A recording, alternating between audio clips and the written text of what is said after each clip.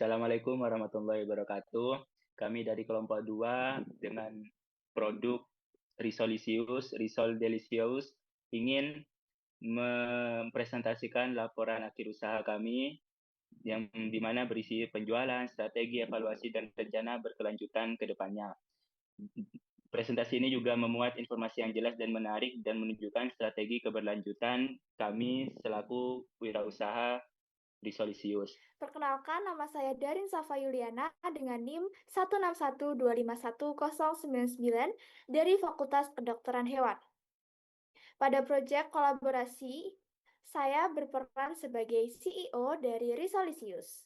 Perkenalkan, nama saya Muhammad Amar Al-Farabi dengan NIM 111251042. Saya dari Fakultas Kedokteran. Saya di Business Resources berperan sebagai Chief Operation Office atau CEO. COO, terima kasih. Perkenalkan, nama saya Ridian Rizkyana Wijanarko dengan NIM 164251116 dari Prodi Teknologi Sains Data. Dalam kewirausahaan Risolisius, saya berperan sebagai sekretaris. Perkenalkan, nama saya Sarah Hitania Lim dari Fakultas Vokasi Prodi Akuntansi dengan NIM 002251062 dan pada Bisnis Risolisius saya berperan sebagai bendahara. Perkenalkan, nama saya Fatia Syaira dari Fakultas Vokasi dengan NIM 003251025 dan di dalam Resolutions ini saya menjadi graphic designer. Terima kasih. Baik, perkenalkan nama saya Jisdan Kafin Maromi dengan NIM 176251091 dari Fakultas Ilmu Sosial dan Ilmu Politik, Prodi Ilmu Komunikasi, dan saya di Produk Risolisius berperan sebagai marketing pemasaran. Baik, perkenalkan nama saya Ahmad Haria Putra dengan NIM 441251020 dari Fakultas Vokasi. Di Bisnis Risolisius ini saya berperan sebagai operasional produksi. Nah, di mana latar belakang dan ide usaha selaku presentasi utama yaitu akan dipresentasikan oleh Nana. Latar belakang. Anak muda kini cenderung memilih camilan praktis dan murah, sehingga usaha risol menjadi peluang menarik. Meski risol sudah populer, banyak produk risol yang masih kurang inovatif. Dengan menawarkan risol dengan varian ayam suwir, usaha ini berpotensi kuat untuk bersaing dan diminati pasar. Ide usaha kami pertama kali muncul waktu diskusi 21 Agustus 2025, yaitu yang pertama printer keliling, pelayanan cepat, pelayanan cetak cepat untuk mahasiswa, yang kedua seblak instan, makanan cepat saji praktis, dan yang ketiga risoles, yaitu camilan gurih, lembut, dan digemari banyak orang. Alasan kamu memilih risol yang pertama, camilan populer dengan rasa lembut dan gurih. Yang kedua, harga terjangkau, cocok untuk target pasar, mahasiswa atau pelajar. Yang ketiga, potensi pengembangan melalui varian isi yaitu ayam suwir dan sosis mayo. Potensi inovasi rasa, pedas, creamy, vegetarian. Terakhir, kemasan bisa menarik dan higienis. Baik, selanjutnya BMC akan dijelaskan oleh Mbak Fatia. Kepada Mbak Fatia, kami persilahkan. Oke, selanjutnya ada bisnis model kanvas kami, yaitu dari key partner, ada platform online, reseller, toko kelontong. Dari key activities itu ada promosi kreatif, jaga kualitas, survei kepuasan. Lalu dari sisi value proposition itu ada resource praktis, lezat dan terjangkau. Untuk customer segment itu ada mahasiswa, pelajar, pekerja muda. Dan channels ada Instagram, WhatsApp, TikTok, promosi langsung. Lalu di venue streams ada penjualan resoles dan sponsorship.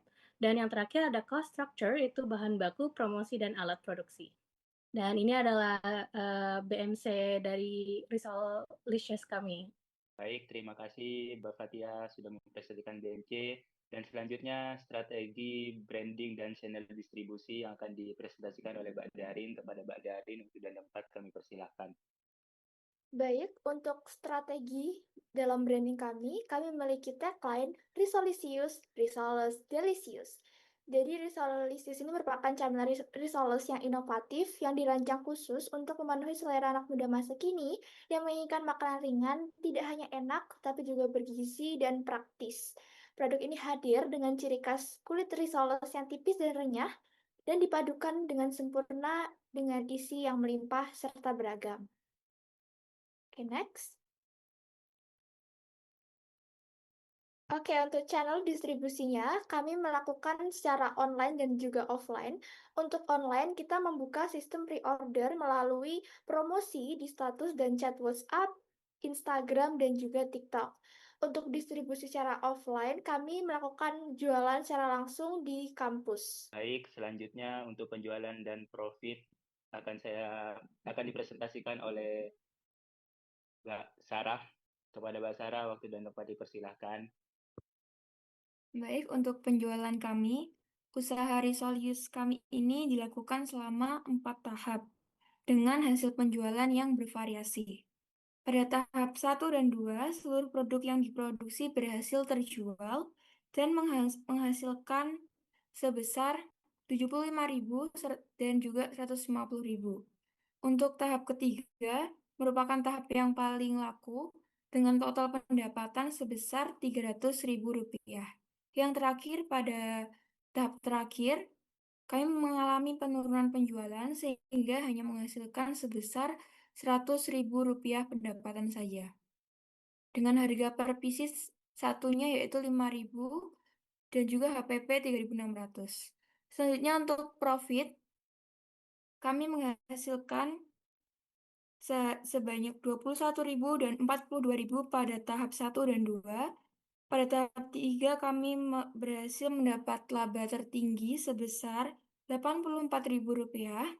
Dan yang terakhir, laba terkecil kami yaitu Rp10.000 karena mengalami kerugian 5 pieces Risolids. Dan total seluruhnya yaitu Rp157.000. Oke, selanjutnya itu evaluasi produk dan strategi penjualan yang akan dipresentasikan oleh Haria. Oke, lalu untuk evaluasi strategi, seperti channel distribusi pada tahap pertama yaitu dilakukan secara langsung, dan tahap kedua di kantin dan IG, dan tahap tiga online dan langsung dengan analisis channel online memperluas jangkauan. Lalu untuk aspek promosi, pada tahap pertama yaitu ajakan langsung, tahap 2 media sosial, tahap 3 WA IG promosi secara langsung dengan analisis kombinasi promosi meningkatkan minat beli. Dan aspek ketiga yaitu transaksi, tahap pertama, kedua, dan ketiga yaitu dengan tunai dan QRIS dengan analisis QRIS mempercepat transaksi. Lalu dengan aspek keempat respon pelanggan, tahap pertama coba 2 varian, lalu tahap kedua ayam suwir dominan, tahap 3 ayam suwir jadi favorit dengan analisis varian ayam suwir best seller. Lalu untuk evaluasi produk, yang pertama produk unggulan seperti ayam suwir yaitu yang paling banyak diminati, lalu kulitnya juga renyah. Lalu untuk masukan pelanggan, varian mayo terlalu manis dan kulit berminyak. Untuk perbaikan, kurangi mayo dan kontrol penggorengan, tambah testimoni. Lalu untuk strategi efektif, yaitu kombinasi promosi langsung dan digital. Baik, selanjutnya dan terakhir, refleksi dan kesimpulan yang akan dipresentasikan oleh Muhammad Amar Al-Farabi atau Mumarok. Kepada Mas Amar, waktu dan tempat dipersilahkan. Baik, untuk refleksi, pelajaran yang terpenting yang dapat kita ambil adalah pentingnya koordinasi tim dan adaptasi terhadap strategi yang kami lakukan. Untuk SWOT, kami mendapat di Strength itu kita memiliki rasa yang enak, kemasan yang higienis, dan kerjasama tim yang solid. Untuk weakness, karena kapasitas kami sebagai mahasiswa juga terbatas, lalu juga untuk promosi yang kami lakukan belum konsisten, lalu opportunity yang kita punya pasar yang luas dan potensi produk dalam kemasan frozen food bisa dikembangkan. Untuk trade, ancaman yang akan kemungkinan mengganggu dan menghalangi usaha kami, yaitu banyaknya kompetitor yang ada di pasar, juga fluktuasi harga bahan yang kadangkala di luar perkiraan. Kesimpulannya, kami belum siap untuk lanjut secara operasional, namun kami yakin bahwa ide Risolius ini merupakan bisnis yang layak untuk dikembangkan. Oke, setelah kesimpulan yang diberikan, mungkin ini sudah merupakan akhir dari presentasi kami sebagai wirausaha dari kelompok 2 dan produk Risolius. Dan cukup sekian, apabila ada salah kata atau perbuatan, kami minta maaf dalam presentasi kami. Cukup sekian, terima kasih. Wassalamualaikum warahmatullahi wabarakatuh.